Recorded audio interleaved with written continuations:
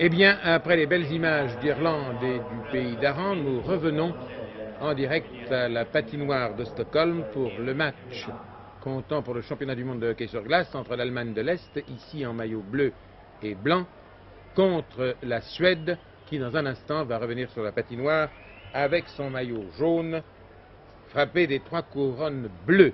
Si vous venez tout simplement, si vous venez du moins seulement maintenant de prendre l'antenne, je voudrais vous dire qu'à la fin du premier tiers-temps, il y a 3 tiers-temps dans un match de hockey, les Suédois, à la surprise générale, ne mènent que par 1 but à 0, alors que l'on aurait pu penser que les Allemands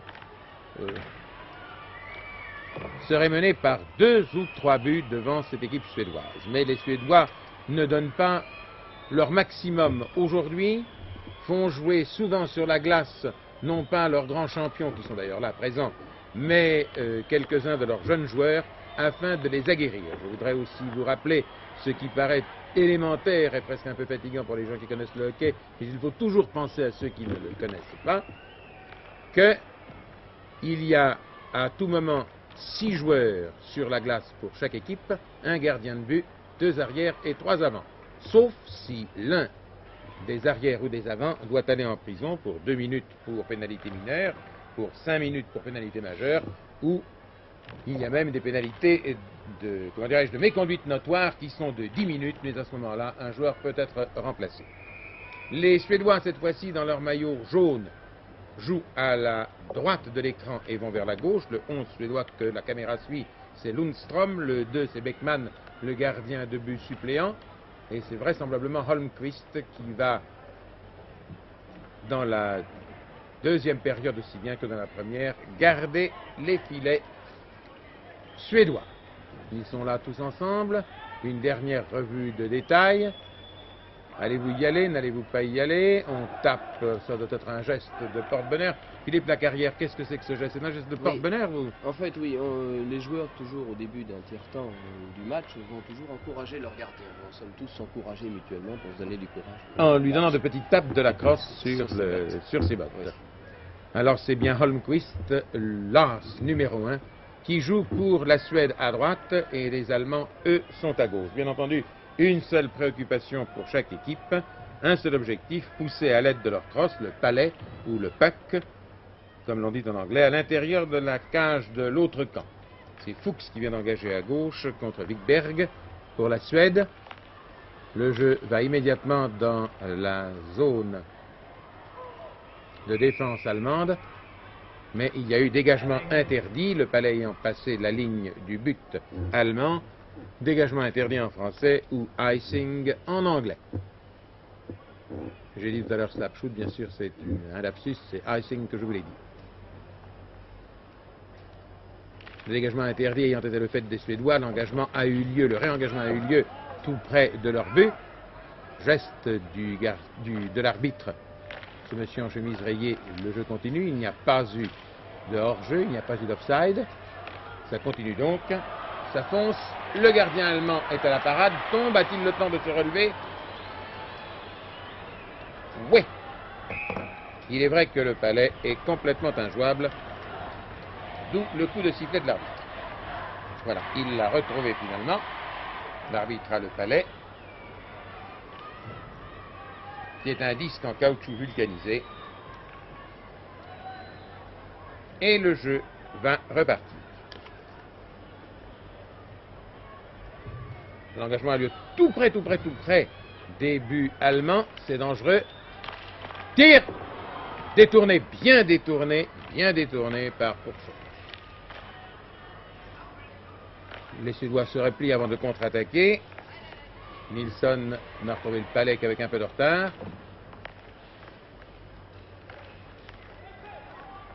Sterner se dégage des crosses allemandes, passe à Nilsson hors jeu. Ça, je dois avouer que je ne suis pas d'accord avec l'arbitre. L'homme qui était hors jeu, c'était le 3e. Ah si, c'est vrai, c'est le 3e Suédois qui était hors jeu. La passe était faite à un autre qu'à celui qui était hors jeu.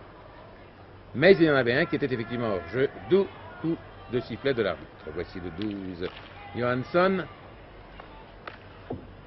En principe, je le disais tout à l'heure, et je me répète pour ceux qui étaient avec nous, le nom des joueurs ne devrait apparaître en toutes lettres sur l'écran que s'il y a un but marqué, d'après les conventions internationales.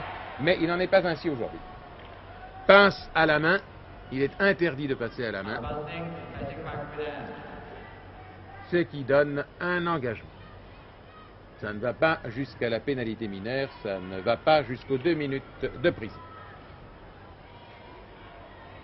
Chacun des joueurs, les joueurs de chacun des camps vont mettre leur crosse sur la glace, et lorsqu'elles seront sur la glace, l'arbitre va laisser tomber la rondelle. Voici. Tir suédois, pas très précis, ça permet de gagner du terrain.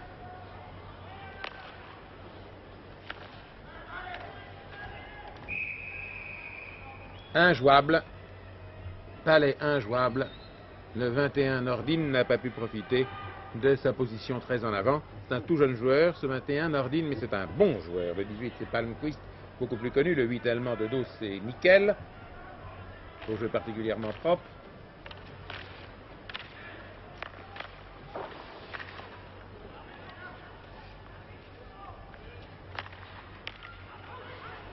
On joue à coups de longues passes qui ne signifient encore rien. La glace qui vient d'être refaite est très glissante. On tombe un peu. C'est toujours comme ça au début d'un tiers-temps.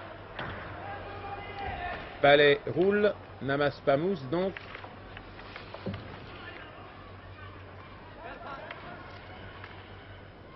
Nordin. Nordin à Nilsson. Palais alors là, complètement injouable. Le 5 suédois c'est Nils Johansson. Le 20, c'est Edberg. Le 3 de dos, c'est Carlsson, Monsieur C. Le 5, c'est Nils Johansson. Le 6 qui vient de gagner son banc, c'est Milton. Le 3 qui revient sur la glace, c'est Monsieur Carlsson. Carlsson avec un C. Le 14 allemand de dos, c'est Karger.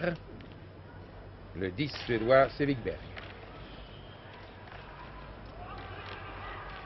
Attaque suédoise.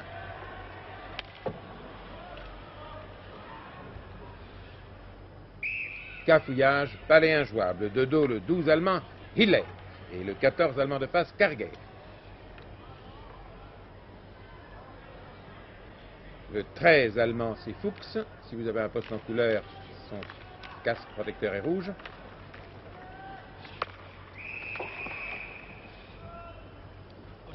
Offside. Offside du 14 de Sterner.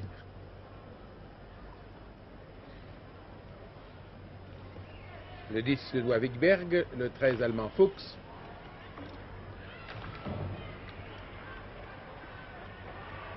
On va derrière son propre gardien de but pour mieux voir par où l'on va dégager son camp.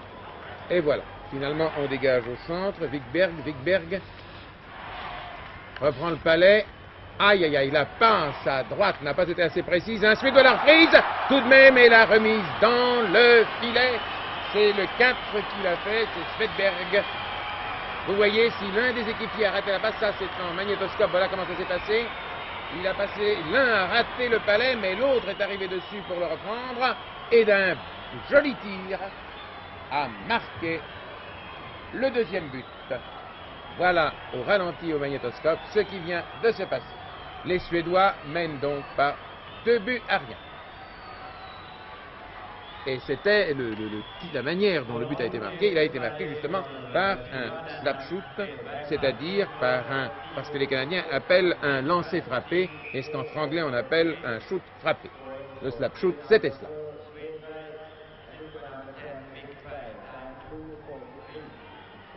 « 2-0 donc pour la Suède. Le 14 Sterner, le 15 Nilsson.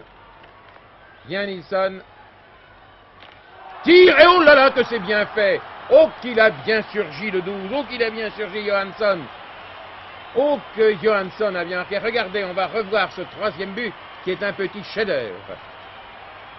Regardez. L'engagement, Nilsson a pris le palais, va très loin, il ne veut pas tirer au but, il va derrière le but pour permettre à un ou deux de ses coéquipiers de venir, hop, et c'est Johansson qui vient et le marque vraiment à la volée.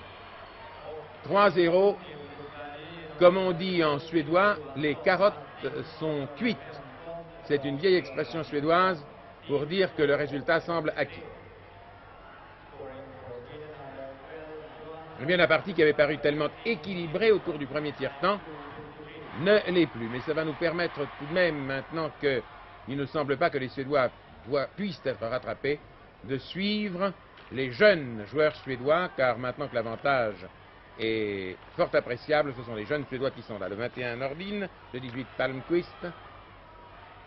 Palmqvist soutenant ses deux jeunes camarades, Nils Johansson à Palmqvist, Palmqvist à Edberg, Edberg à Nordin, Nordin à Edberg, qui n'est pas aussi bon que ses glorieux aînés, et qui ne rattrape pas le palais aussi facilement, qui ne patine peut-être pas aussi vite. Dégagement interdit ou icing pour ceux qui aiment parler l'anglais.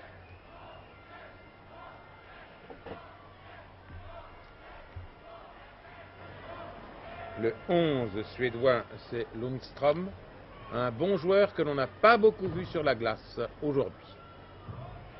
Les meilleurs Suédois sont le 4 Svedberg, le 7 Sjöberg, le 10 Wikberg, le 11 Lundström, le 14 Sterner et le 15 Nilsson.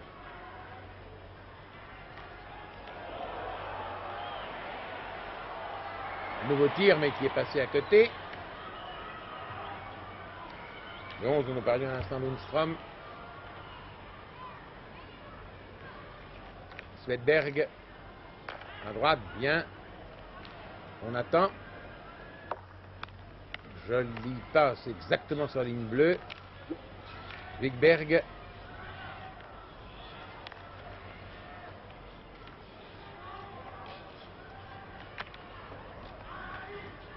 Quel travail il a fait pour faire 15 mètres sur la glace. Le jeu devient plus heurté. Les Allemands ne sont peut-être pas très contents d'être menés par 3-0. Tir, non. Il est arrivé trop vite. Carlsson a reçu de Lundström le tir alors qu'il n'était pas encore bien affermi sur ses patins. Il était en pleine vitesse et c'est pourquoi il a tiré à côté.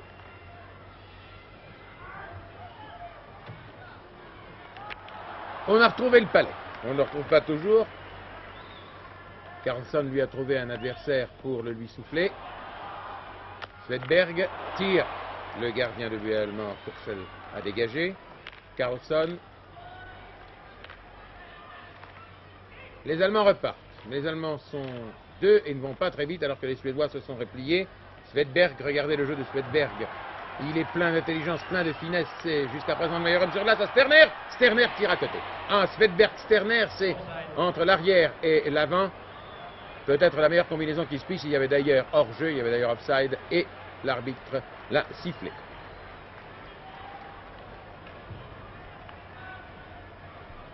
Il l'a sifflé dès que la phase de jeu fut terminée.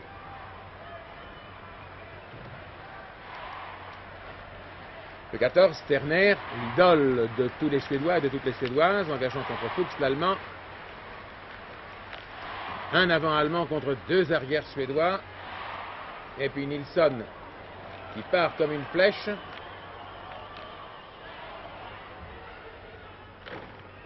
Stig Johansson qui a marqué le but tout à l'heure. Cafouillon, il en restera toujours quelque chose. Mon cher Philippe, la carrière, on en est à 3-0. Pensez-vous que les Allemands sauveront l'honneur ou qu'ils remonteront leur handicap?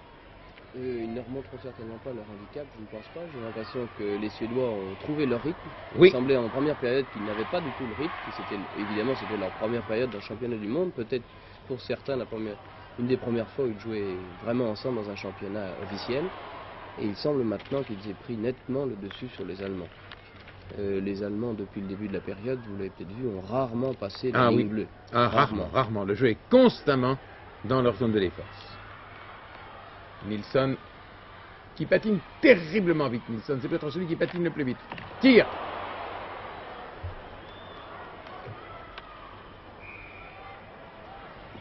Le puck, le palais, la rondelle est sortie et on est allé en prendre un. Il y en a toujours un, il y en a un en permanence sur le rebord de la balustrade devant le juge de manière que l'on puisse approvisionner les joueurs en palais chaque fois qu'il y en a besoin.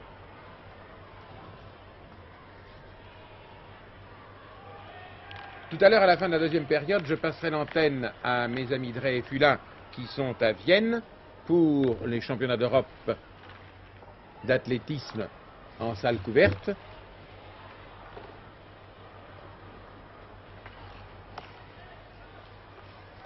C'est moins bien ça, Edberg. Edberg, le 20 est moins précis et ne mérite sûrement pas 20 sur 20 pour son jeu. Nordin, le 21.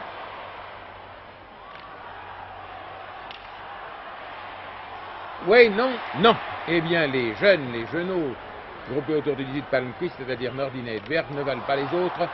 Troisième et quatrième démonstration. Ça ne les empêche pas de dominer, bien, mais c'est imprécis. Les Allemands parviennent finalement à se dégager par Nickel et Tische. Les Suédois encore. Hors-jeu au moment de la passe.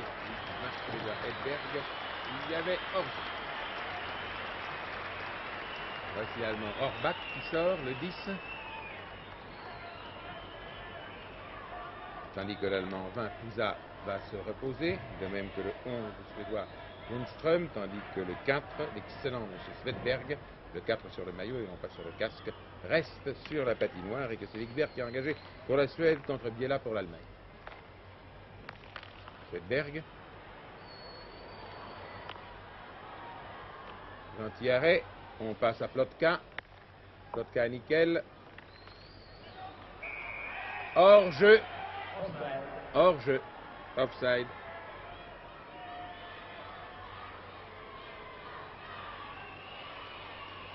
Pour résumer la règle du hors-jeu et sans entrer dans les détails, disons que les passes en avant entre joueurs d'une même équipe ne doivent pas franchir 2 lignes sous peine de hors-jeu.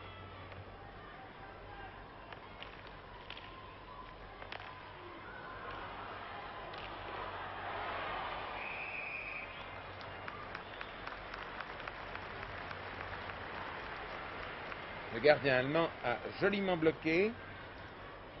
Les Allemands ont d'ailleurs beaucoup de chance d'avoir un si bon gardien,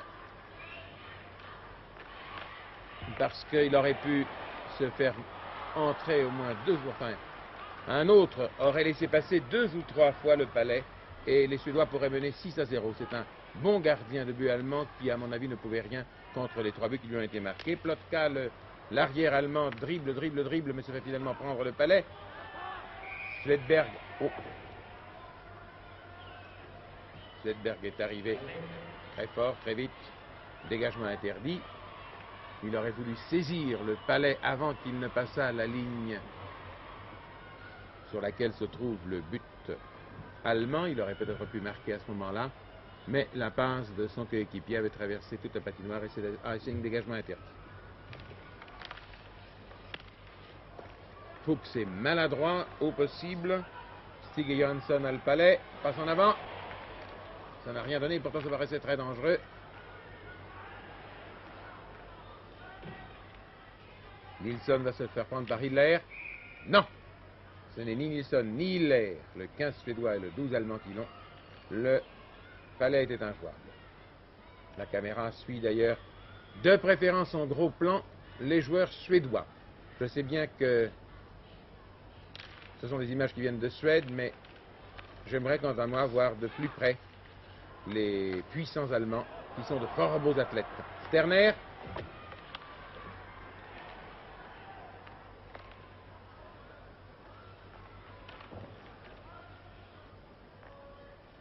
Paczynski. Hors-jeu. Hors-jeu. Alors là, vraiment, un bon maître de la ligne.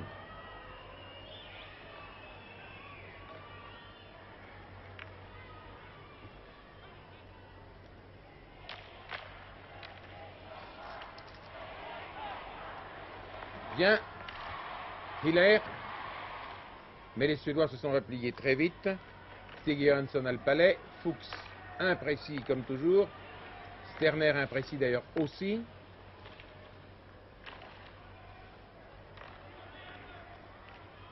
Plotka à Fuchs qui tombe. Mon Dieu qu'il est imprécis ce garçon. Et les Suédois avancent. Tir de Sterner qui est détourné. Oh que c'est dangereux. Ils ont bien de la chance encore une fois là les Allemands parce que le palais est allé dans la chaussure d'un des Suédois et non pas dans la crosse. Palais, une fois de plus sorti. On joue depuis 9 minutes au cours de la deuxième période. La Suède mène par 3-0. Demain soir, vous verrez un autre match. Suède contre Tchécoslovaquie, et ça, ce sera quelque chose de tout à fait différent. Aujourd'hui, nous n'en sommes qu'aux bagatelles de la porte.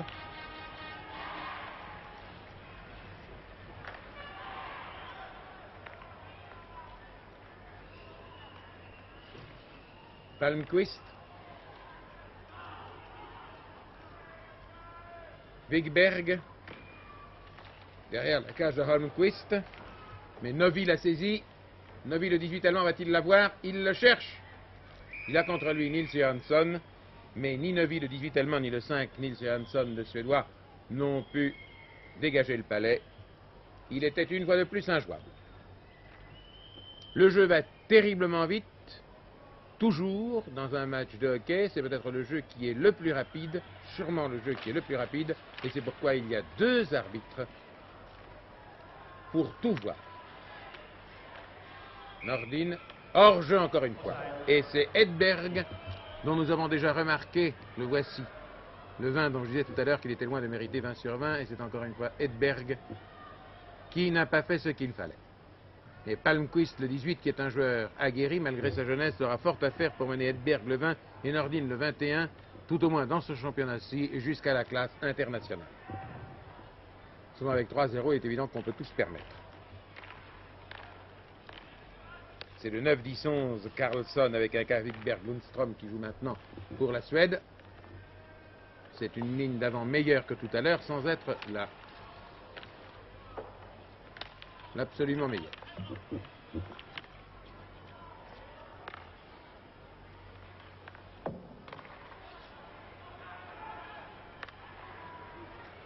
Bien. Oh, c'est bien bloqué par Almqvist, le tir de Karen Bauer. Pour réussir à marquer un but contre Holmqvist, il faut tirer très fort, d'une manière très précise, se lever de bonne heure, trouver le bon angle, et encore on n'est pas du tout certain de marquer. Alors les gens crient Holmqvist, Holmqvist, on les entend de Paris. Ils adorent Holmqvist, leur gardien.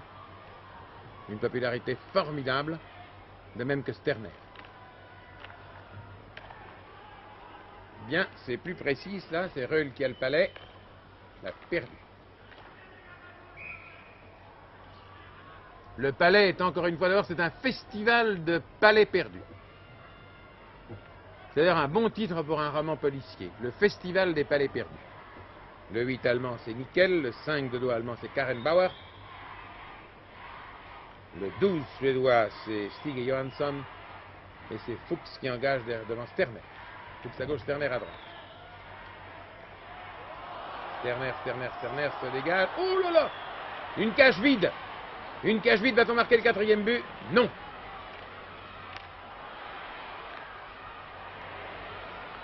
C'est pas mal joué du tout, ça, les Allemands. C'est pas mal joué du tout. Les Suédois commencent peut-être à se fatiguer. La progression de Karger était vraiment lente. Regardez, vous venez de voir comment l'Allemand a progressé le long de la balustrade. C'était assez lent. Et si vous suivez dans un instant la progression des Suédois, vous verrez qu'elle est beaucoup plus rapide. Voilà. Par exemple, là, le 15 Nilsson. C'est 2 manières tout à fait différentes de patiner.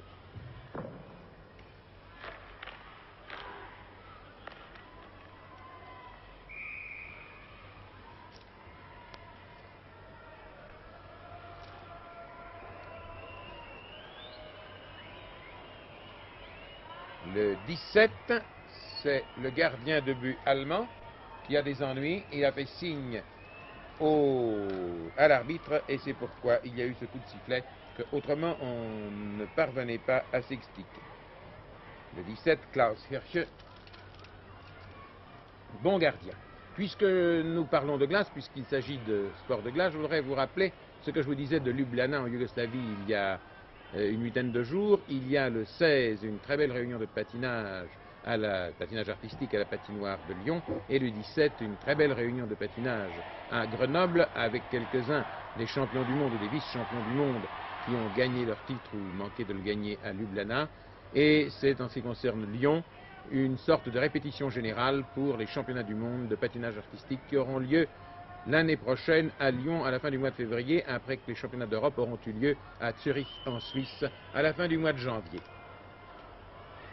La carrière, que donne à un joueur de hockey la vitesse du patinage? Quand on est vite, quel est l'avantage? Eh bien, l'avantage évidemment d'être très vite, c'est d'être toujours le premier sur le palais. D'être le premier sur le palais, d'exécuter très rapidement tous les mouvements et d'être toujours le plus vite possible en position pour marquer un but ou dans la meilleure position pour rattraper un adversaire ou la meilleure position pour se placer en général. Maintenant qu'on a rafistolé, réparé, remis en place l'équipement du gardien de but allemand, le jeu est reparti, c'est Plotka le passe à Noack. Nickel ne le reçoit pas bien, c'est les Suédois qui l'ont.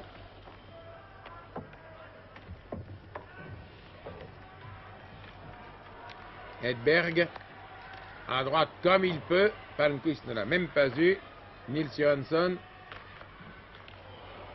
le palais n'importe où, encore perdu. Le festival des palais perdus s'est fait bien à Lyon à la fin du mois de février, après que les championnats d'Europe auront eu lieu à Zurich en Suisse à la fin du mois de janvier. La carrière, que donne à un joueur de hockey la vitesse du patinage? Quand on est vite, quel est l'avantage? Eh bien, l'avantage évidemment d'être très vite, c'est d'être toujours le premier sur le palais. D'être le premier sur le palais, d'exécuter très rapidement tous les mouvements et d'être toujours le plus vite possible en position pour marquer un but ou dans la meilleure position pour rattraper un adversaire ou la meilleure position pour se placer en général. Maintenant qu'on a rafistolé, réparé, remis en place l'équipement du gardien de but allemand, le jeu est reparti, c'est Plotka le passe à Noack. Nickel ne le reçoit pas bien, c'est les Suédois qui l'ont.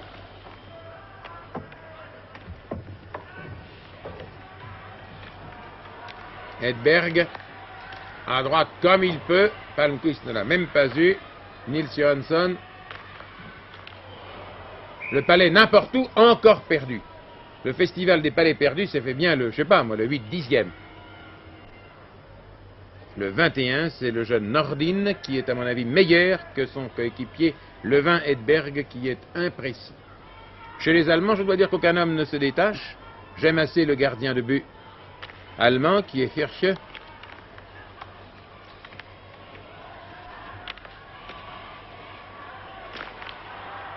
Il n'y a pas d'exploit individuel dans l'équipe allemande.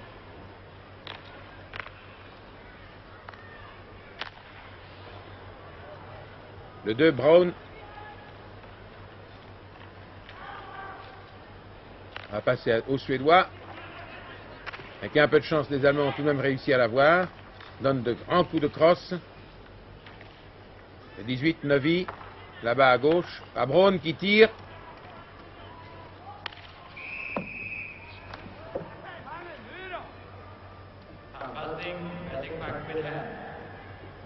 Deux énormes coups de sifflet.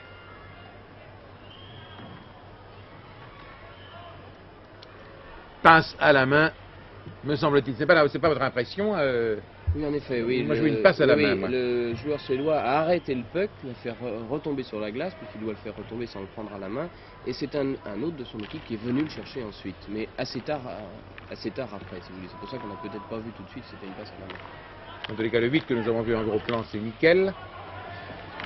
Je déplorais tout à l'heure qu'il n'y eut pas de gros plan des joueurs allemands. À nouveau Wikberg. À Lundström. Kirche sort. Mais ni Lundström ni Wikberg n'ont rien pu faire et c'est Plotka qui a finalement dégagé. C'est Karenbauer qui a le palais. Il le passe maintenant à Rohrbach.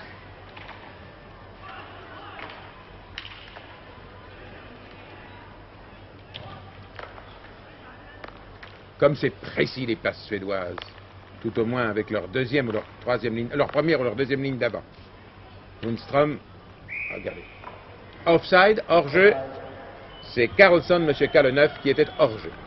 La ligne 9, 10, 11 repart là-bas pour se reposer, c'est-à-dire Carlsson, Wikberg, Lundström, et c'est l'équipe Stig et Johansson, Sterner, Nilsson, 12, 14, 15, qui revient sur la glace. En ce qui concerne les hommes, le 15, c'est Nilsson. Le 14 allemand, c'est Karger. Le 13 qui va engager, c'est Fuchs. Et puis là-bas, Zische. Sterner, à droite.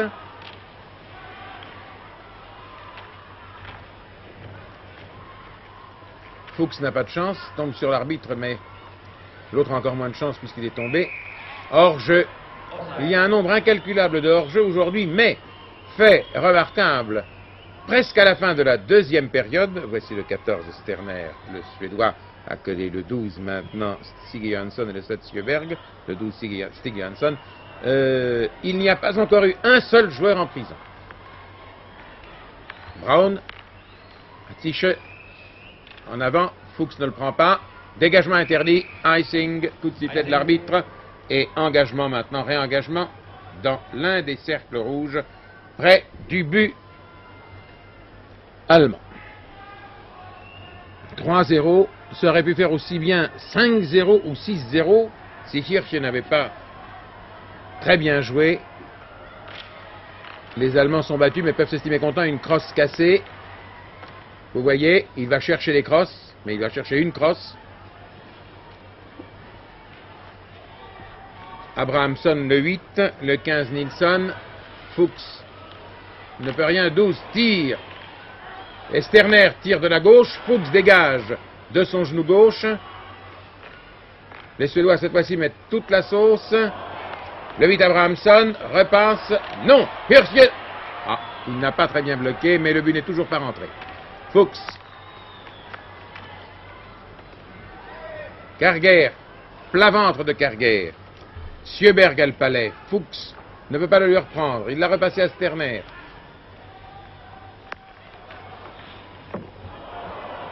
Oh, que c'est dangereux! Nilsson.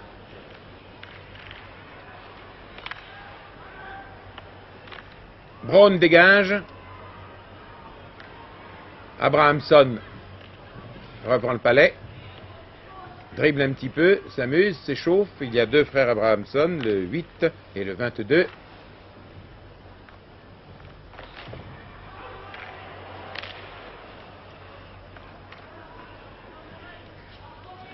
Les Suédois n'ont sur la glace aucun de leurs très bons arrières. En ce moment, le 18 Palmqvist, et après avoir longtemps essayé Karlsson, Svedberg, Nils Johansson et Sjöberg, les Suédois ont maintenant Abrahamsson et Milton. Holmqvist dans les filets. Et là, évidemment, cela peut être le 6 Milton, le 8 Abrahamsson. Cela peut être dangereux pour les Suédois.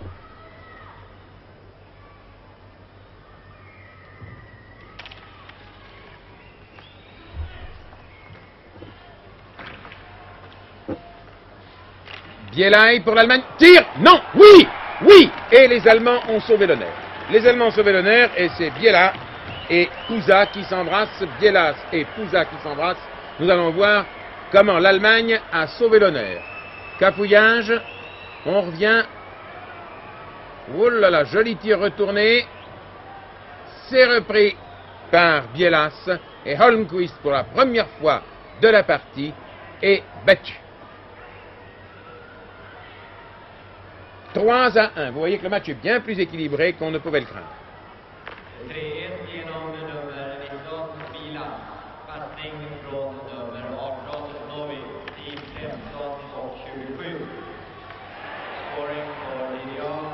Vous voyez, nous disions à l'instant que contre les arrières suédois non encore aguerris, le 6 et le 8, c'est-à-dire Milton et Abrahamsson, les Allemands pourraient saisir leur chance, eh bien, ils nous ont donné raison 30 ou 40 secondes après.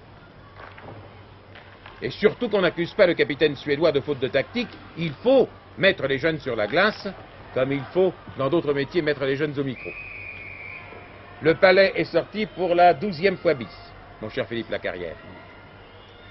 Lorsqu'on est déjà de la classe, tout de même, bonne de ces jeunes joueurs comme Milton ou Abrahamsson, combien d'années faut-il encore jouer pour devenir un grand joueur comme Svedberg ou Lundström ou Stig Johansson? Eh bien, je crois que vous savez, un joueur comme Svedberg a des qualités propres qui en font un joueur peut-être un peu exceptionnel chez les Suédois. Mais je pense que si vous voulez, à partir du moment où un joueur rentre en équipe suédoise, et qu'il a Offside, les dons, offside, c'est pour ça le coup de sifflet de l'arbitre. et Oui. qu'il a les dons suffisants, il lui faut au moins 2 ou 3 ans pour, disons, être dans le coup. Et que devient l'équipe de France de hockey sur glace? Eh bien, l'équipe de France de hockey sur glace a donc participé au championnat du monde, au groupe C, qui s'est disputé en Roumanie il y a maintenant 15 jours. Oui, Et, c'était en Yougoslavie à ce moment-là. oui. Alors qu'est-ce qui s'est passé en Roumanie? Eh bien, la France a terminé 3e C'est bien. de son groupe, c'est bien, en effet, puisqu'elle a battu plusieurs équipes, en particulier le Danemark et Croche-patin.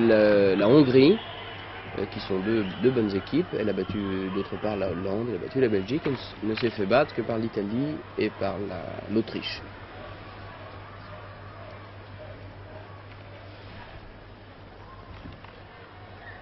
Contre-attaque. Je pense que ce sera fini dans 1 minute et demie, peut-être plus tôt. Le gardien de but est sorti. Où est-il le gardien de but? 2 minutes de pénalité.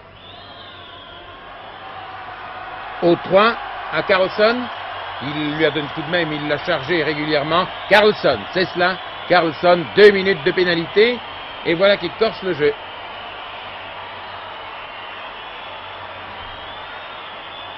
Est-ce que le gardien n'aurait pas une pénalité aussi? Le gardien n'a pas été très régulier non plus, mais on ne peut pas mettre... Il s'est couché sur le palais derrière la ligne de but, ce qu'il n'a pas le droit de faire. Le gardien suédois était donc également en faute.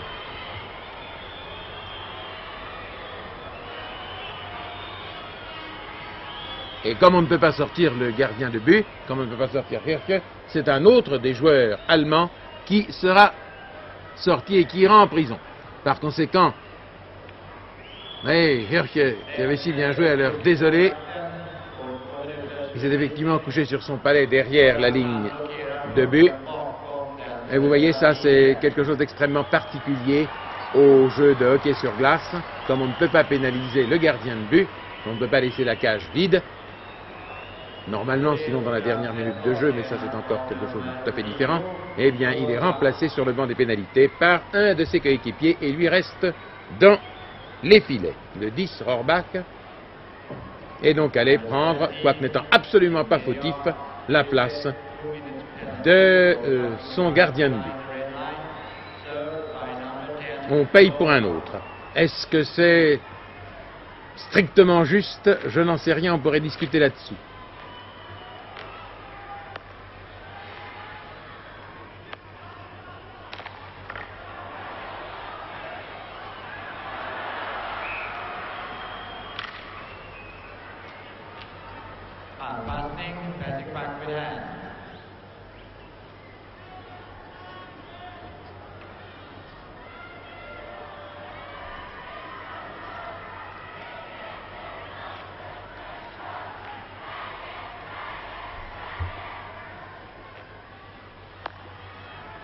Abrahamsson.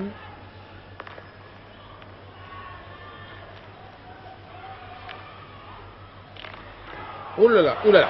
Les Allemands ont vraiment de la chance. Braun dégage les filets de son gardien de but, lequel, rien que par sa position, là vous voyez, adossé à la barre de métal, n'a pas l'air content. Le 14, Sterner.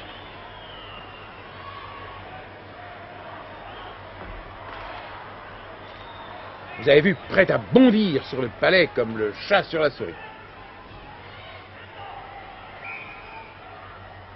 Palais injouable. Dans 1 seconde, enfin je pense que ça sera terminé. J'estime que l'on devrait nous montrer le tableau pour nous montrer combien de minutes il reste, parce que moi je voudrais passer l'antenne à Pierre Fula et à Michel Drey pour les championnats d'Europe d'athlétisme en salle à Vienne. Le 4, Slapke, qui n'est pas un slapshoot, c'est Slapke. Le 3, c'est Plotka. Le 18, c'est Novi. Et chose curieuse, on cite, enfin je cite beaucoup les joueurs suédois car ils ont de très belles actions individuelles, tandis que les Allemands forment une sorte de masse dont personne ne se distingue. Et je suis à peu près certain que j'ai cité au moins 3 fois plus souvent les joueurs suédois que les joueurs allemands. Il est vrai qu'ils mènent par 3-1. Offside, hors-jeu. Le jeu devient lent. Les Suédois n'ont aucune raison de pousser. Ils voient tout de suite qu'ils ne peuvent pas faire un carton contre les Allemands de l'Est dont la défense, pour un peu maladroite qu'elle soit, est tout de même suffisamment solide. Par conséquent, ce n'est pas aujourd'hui que les Suédois prendront une option pour avoir un bon goal average à la fin du championnat. Et par conséquent, ils ne poussent pas.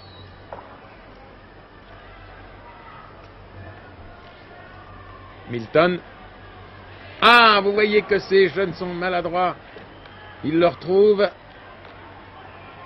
Palmquist qui fonce.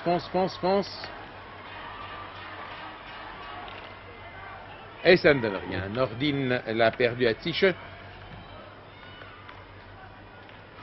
On se replie. Nils Johansson à Palmquist.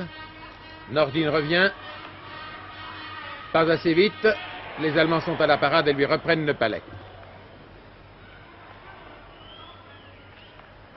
Nordin toujours, à Palmquist. Palmquist qui cherche un coéquipier. On pensait qu'il passerait à gauche, le passe à droite. Milton. Chez son ancêtre, c'était le paradis perdu. Lui, c'est une occasion perdue. Milton toujours. Le palais ricoche. Plotka va dégager son camp. Il n'y parvient pas tout à fait. Bauer. C'est mieux. Le 10, Rohrbach est revenu sur la patinoire parce que les 2 minutes sont écoulées, les 2 minutes de pénalité, mais le coup de sifflet n'indiquait pas qu'il avait le droit de revenir sur la glace. Le coup de sifflet indiquait un hors-jeu, un offside.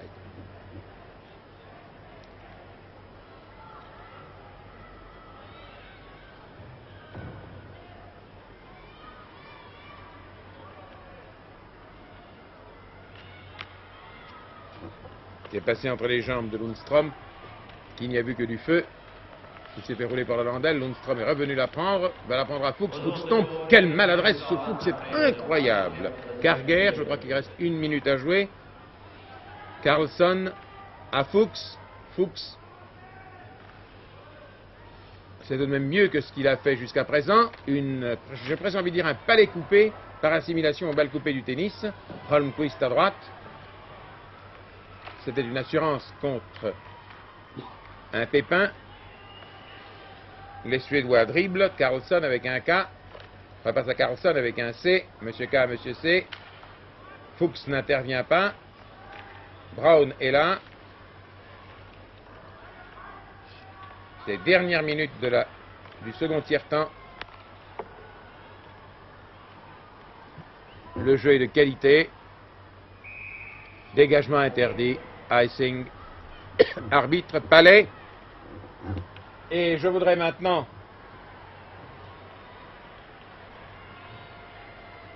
passer l'antenne à Vienne, si cela est possible. À Vienne, tandis qu'ici la Suède mène par 3-1, nous nous retrouverons ici dans un quart d'heure, 20 minutes. Alors, à vous Vienne pour l'athlétisme, à vous Michel Drey, à vous Pierre Fula.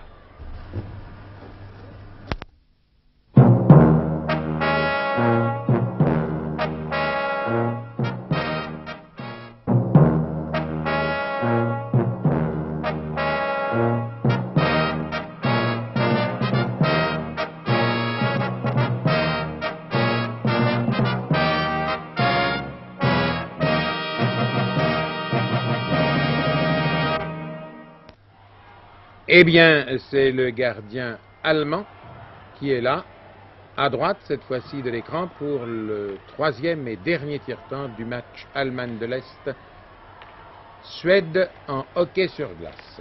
Slapke passe à gauche, les Suédois reviennent, repartent. Vous aurez noté, oh là là, oh ça y est, oh que ça y est, oh que c'est joli. On n'a même pas le temps de commencer une phrase que les Suédois marquent un but. Et M. Carlsson, avec un K, le 9, l'a marqué d'une manière étonnante. Regardez comment ça s'est passé, c'est le ralenti. Les images se brouillent, hélas, c'est dommage. Le magnétoscope de la télévision suédoise a eu quelques petits pépins. Mais enfin, vous avez vu que Carlsson a bondi sur le filet et a poussé tout simplement le palais dans les buts de Kirchhoff. Karen Bauer sur la droite, On en est à 4-1, Milton pour la Suède, l'arbitre pour personne. Et je voudrais vous annoncer que demain, vous verrez un très joli match, un extrait d'une quarantaine de minutes d'un très joli match, Suède-Tchécoslovaquie.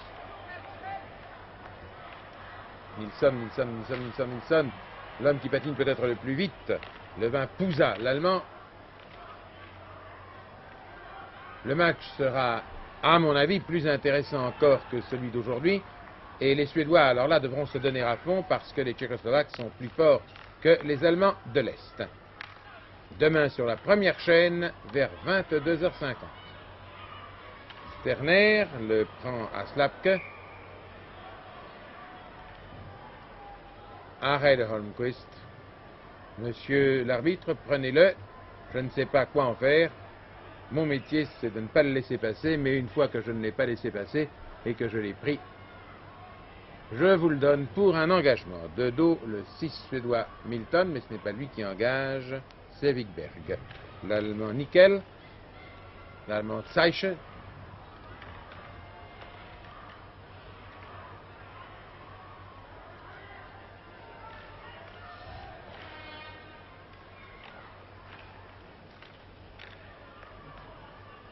Pachinka, Hiller,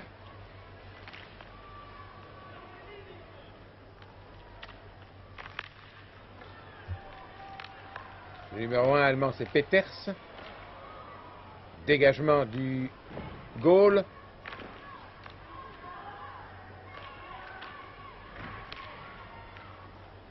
Demain, ce sera tout autre chose, un jeu bien plus animé.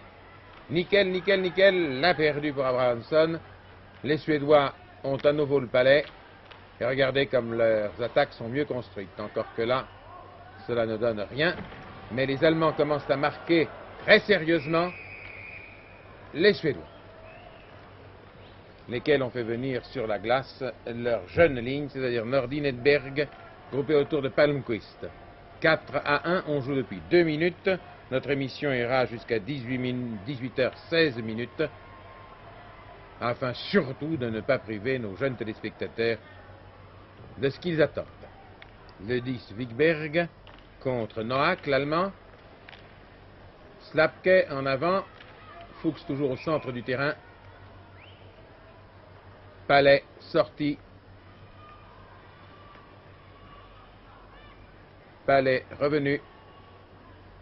Remise en jeu.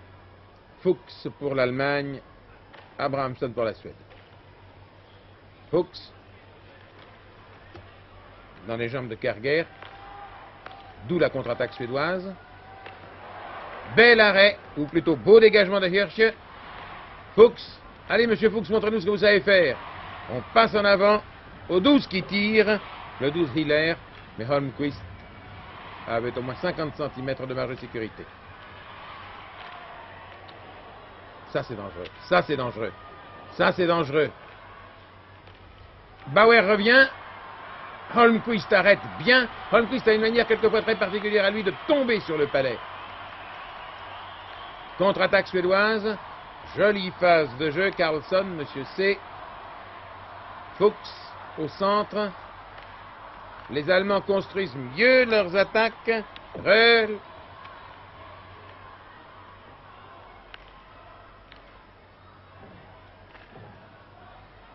Fuchs à nouveau.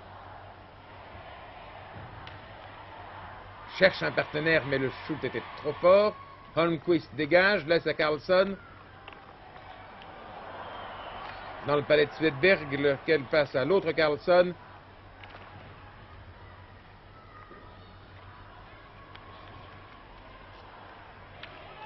Novi, l'Allemand, tout seul contre Abrahamsson et Johansson. Qui retourné. Oh, que Holmquist a joliment bloqué. C'est très bien pour l'Allemand. L'Allemand a très bien joué.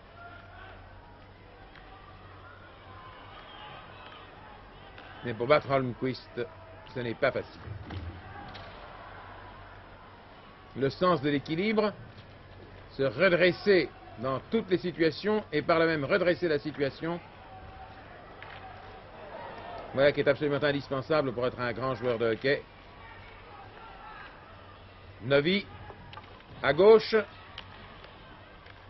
Les Allemands attaquent bien depuis un moment. Et les Suédois vont vraisemblablement changer leur équipe d'avant dans un instant.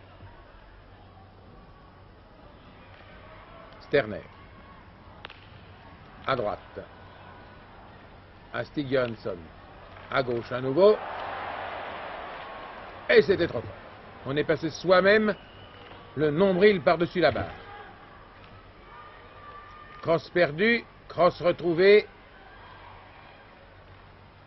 En arrière, bien dégagé, il shoot.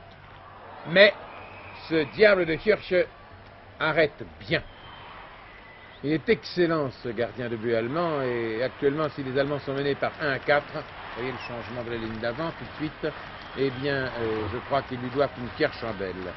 Le 5, c'est Nils Johansson, le 20, c'est Edberg, et le 18, c'est Palmqvist.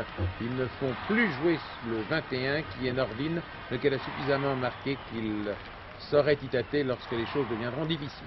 Alors que Edberg, le 20, a encore beaucoup de choses à parfaire. Karen Bauer, derrière, son but passe en avant, c'est très imprécis. Les Suédois reprennent. Braun.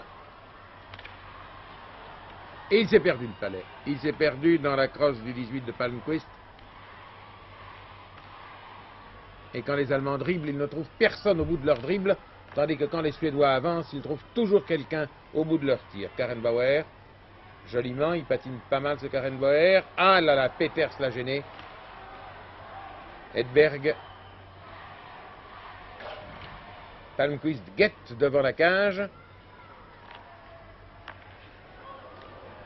Edberg est donc revenu sur la glace, sur laquelle Johansson vient de glisser.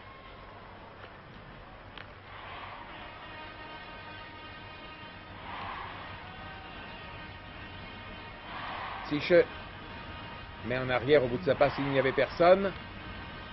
Tandis que les Suédois, c'est ce que je vous disais à l'instant, est-ce que vous avez vu depuis 1h30, ils sont toujours là où il le faut. Wikberg. Non. Slapke va le chercher. Derrière lui, Palmqvist a voulu lui prendre. C'est les Suédois qui l'ont finalement. Les Allemands n'ont plus qu'une seule possibilité, se replier. Nordin. Et le palais est parti entre les diverses balustrades. Cette barrière de bois, de métal ou de plastique qui limite la patinoire est d'ailleurs appelée non pas une barrière mais une bande, tout au moins dans sa partie basse, parce que lorsque le palais roule contre la barrière, on dit qu'il roule contre la bande. Toujours 4-1, on joue depuis 7 minutes et demie dans le troisième et dernier tiers-temps. Svedberg, les Allemands jouent mieux que tout à l'heure. Wikberg, dégagement de Slapke.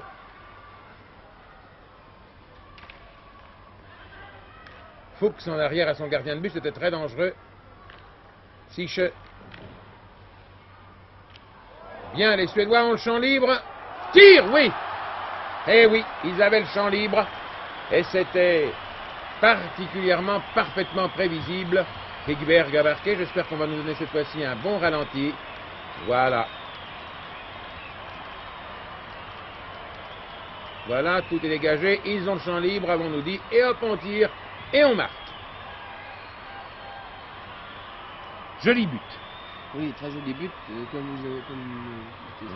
Les gens déviés. Le but a été dévié par le numéro 10. C'est en général, évidemment, ce qu'on cherche à faire un bon joueur de hockey, un bon avant, c'est toujours de dévier les lancers, justement pour tromper le gardien. Parce que les gardiens deviennent maintenant tellement forts qu'il est difficile de les tromper par des lancers qui viennent de loin. 5-1. À votre avis, Philippe Lacarrière, je rappelle aux téléspectateurs qui seraient avec nous depuis un instant seulement que Philippe Lacarrière est l'un des tout meilleurs joueurs de hockey que la France ait eu depuis une vingtaine d'années, puisqu'il a été capitaine de l'équipe de France pendant longtemps, pendant de longs mois. Est-ce que vous pensez, sur le vu du match d'aujourd'hui, que l'équipe de Suède a une chance de remporter le titre? Écoutez, c'est très difficile de donner une opinion vraiment, disons, de donner un pronostic simplement sur ce match, étant donné que l'équipe d'Allemagne de l'Est n'est pas un partenaire à la hauteur. Ah, là, encore un but marqué, non. J'ai peur que, il semble que la troisième ligne des Suédois semble un peu faible. Un peu faible. Pour, si vous voulez, pour tenir tête aux Russes et aux Tchécoslovaques. quand ils auront contre eux, non pas David, Noack, Nickel, Zich ou Rohrbach, et quand ils auront des gens comme Sushi ou comme Nedomanski dans leur match de demain, eh bien je dois dire que les Svedberg, les Johansson, les Lundström et les Nilsson, ils auront un tout autre genre de travail à faire. Je crois que les Russes patinent au moins aussi vite que les Suédois, les Tchécoslovaques sont plus puissants que les Suédois, et l'équipe suédoise, bien que, comme vous l'avez dit si justement à l'instant, elle n'ait pas voulu donner un maximum, je pense que l'équipe suédoise, que l'équipe suédoise n'est pas, à mon avis, celle qu'il faut choisir comme favorite. Non, je ne pense pas. Il semble ne pas avoir des individualités suffisantes pour contrer justement les Russes et les Tchèques qui ont évidemment des jeux d'équipe épatants, mais qui en même temps ont des joueurs très très forts individuellement. Il reste encore bien sûr Sterner qui est très fort, Svedberg 14, oui. et Nilsson qui semblent des joueurs extrêmement brillants. Je ne sais pas si mais c'est une équipe un peu moins forte à première vue, tout au moins que l'année dernière. L'année dernière, ils avaient 3 jolies lignes d'avant. Cette fois-ci, ils n'en ont que 2. Et leur troisième ligne d'avant, c'est-à-dire le 20, le 21 et le 18, c'est-à-dire Palmqvist, Edberg et Nordin, n'est pas tout à fait à la hauteur ni de la première, ni même de la seconde. Maintenant, il est possible également qu'en vue de leur match de demain, qui est un très gros match, les Suédois ne donnent pas le maximum et se réservent un petit peu pour le choc contre la Tchécoslovaquie demain. Ils auraient pu appliquer une tactique différente et essayer de faire un carton aujourd'hui. Edberg, le voilà, le 20. L'As allemand, c'est Peters, l'As numéro 1. Le 9, c'est Zich, l'Allemand. Le 3, c'est Plotka. Le score étant de 5-1, nous allons suivre encore 1 minute ou 2.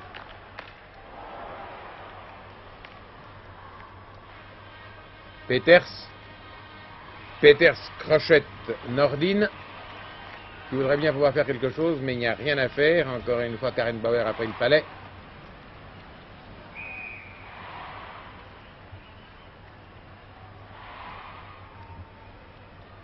Et ma foi, les Allemands,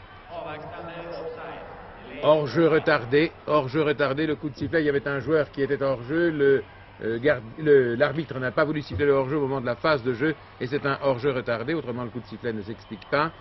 Eh bien, les Allemands étant menés par 1-5, le coup de sirène marquant la moitié du troisième tiers-temps, et donc le changement de joueur va intervenir dans un instant, et comme ma foi, il ne semble plus que le score puisse être changé, à moins qu'ici les Allemands égalisent. Ah, il aurait dû, à mon avis, tirer. Il aurait dû tirer. Comme les Allemands égalisent, nous allons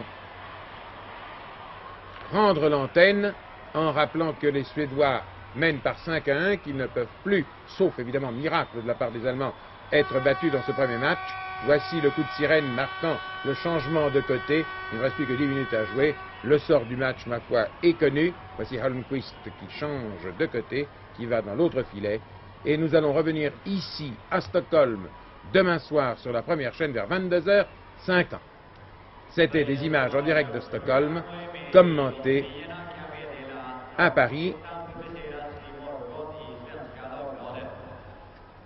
Mais nous gardons l'antenne, me fait-on signe encore pendant 1 minute ou 2. Hirsch, l'homme au masque, bonjour beau masque. Le score étant de 5-1, nous allons suivre encore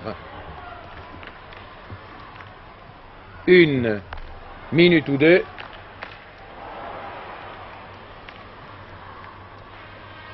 Peters, Crochette, Nordin, qui voudrait bien pouvoir faire quelque chose, mais il n'y a rien à faire. Encore une fois, Karen Bauer a pris le palais.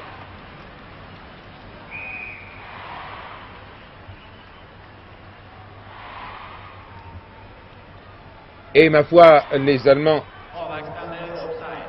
hors-jeu retardé, le coup de sifflet, il y avait un joueur qui était hors-jeu, l'arbitre n'a pas voulu siffler le hors-jeu au moment de la phase de jeu, et c'est un hors-jeu retardé, autrement le coup de sifflet ne s'explique pas. Eh bien, les Allemands étant menés par 1-5, le coup de sirène marquant la moitié du troisième tiers-temps, et donc le changement de joueur va intervenir dans un instant, et comme ma foi, Il ne semble plus que le score puisse être changé, à moins qu'ici les Allemands égalisent. Ah, il aurait dû, à mon avis, tirer. Il aurait dû tirer. Comme les Allemands égalisent, nous allons rendre l'antenne en rappelant que les Suédois mènent par 5-1, qu'ils ne peuvent plus, sauf évidemment miracle de la part des Allemands, être battus dans ce premier match. Voici le coup de sirène marquant le changement de côté. Il ne reste plus que 10 minutes à jouer. Le sort du match, ma foi, est connu. Voici Holmqvist qui change de côté, qui va dans l'autre filet. Et nous allons revenir ici, à Stockholm, demain soir sur la première chaîne vers 22h50. C'était des images en direct de Stockholm, commentées à Paris. Mais nous gardons l'antenne, me fait-on signe encore pendant 1 minute ou 2. Hirsche, l'homme au masque, bonjour beau masque, Hirsche le gardien allemand qui a tellement bien joué. Vous voyez, au cours du 3e tiers-temps, on change de côté, c'est une survivance de l'époque où l'on jouait en patinoire découverte et où par conséquent la position du vent, le côté d'où soufflait le vent, mais la position du soleil pouvait avoir de l'importance. C'est une tradition plutôt qu'une nécessité. Cette fois-ci, donc, les Suédois jouent à droite et foncent à gauche. Foncent mais tombent.